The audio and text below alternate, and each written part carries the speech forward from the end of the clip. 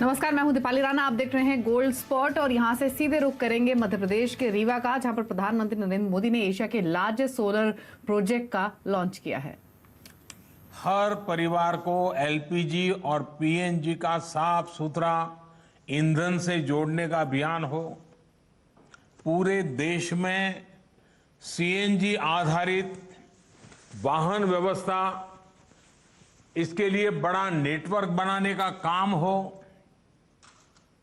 देश में बिजली आधारित परिवहन वहन के लिए नए नए रिसर्च होने वाले हैं, कुछ प्रयास होने वाले हैं। ऐसे अनेक प्रयास देश में सामान्य मानवीय के जीवन को बेहतर और एनवायरमेंट फ्रेंडली बनाने के लिए लगातार किए जा रहे हैं।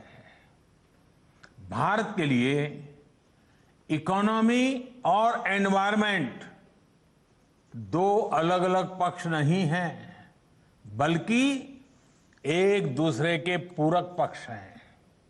साथियों, आज आप देखेंगे कि सरकार के जितने भी कार्यक्रम हैं, उनमें पर्यावरण सुरक्षा और ईज ऑफ लिविंग को प्राथमिकता दी जा रही है। हमारे लिए पर्यावरण की सुरक्षा सिर्फ कुछ प्रोजेक्ट्स तक सीमित नहीं है, बल्कि ये वे ऑफ लाइफ है। जब हम रिन्यूएबल एनर्जी के बड़े प्रोजेक्ट लॉन्च कर रहे हैं, तब हम ये भी सुनिश्चित कर रहे हैं कि साफ सुथरी ऊर्जा के प्रति हमारा संकल्प जीवन के हर पहलू में दिखे। हम कोशिश कर रहे हैं कि इसका लाभ देश के हर कोने, समाज के हर वर्ग, हर नागरिक तक पहुंचे। मैं आपको एक छोटा सा उदाहरण देता हूं।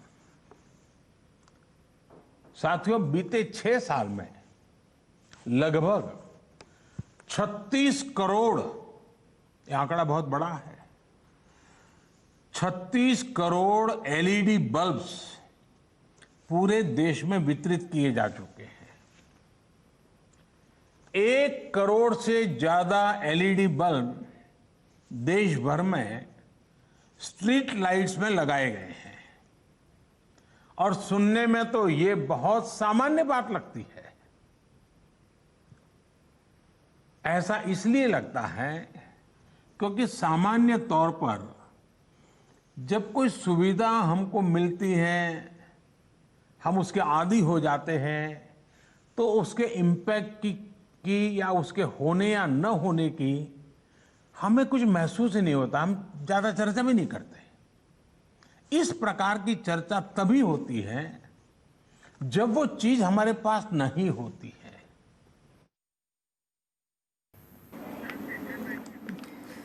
तो मध्य प्रदेश के रीवा में प्रधानमंत्री नरेंद्र मोदी ने अल्ट्रा सोलर पावर प्लांट का इनॉग्रेशन किया है, जिसकी टोटल कैपेसिटी 750 मेगावाट है। और प्रधानमंत्री मोदी यही बताते हुए, इनफैक्ट सरकार ने पहले भी दावा किया है कि इस पावर प्लांट के बाद जो एमिशंस हैं वो काफी कम होंगे। एनवायरमेंट फ्रेंडली पहल ये है सरकार की ओर से, जिसके तहत इस प्लांट को लॉन्च किया गया, जिसको एशिया का सबसे बड़ा सोलर पावर प्लांट बताया जा रहा है। लेकिन चलिए वापस रुक करेंगे कमोडिटीज की ओर और गोल्ड स्पॉट की ओर फोकस करेंगे। और हमने देखा है कि कल की गिरावट के बाद आज सोने में छोटे दायरे में कारोबार हो रहा है। M6 पर सोने के दाम 39,000 के नीचे है, वहीं कॉमेक्स पर सोना $1,800 के करीब कारोबार कर रहा है। दरअसल कोरोना के बढ़ते मामलों से लगातार हमने देखा है कि सोने में बाइंग इंटरेस्ट बना हुआ है।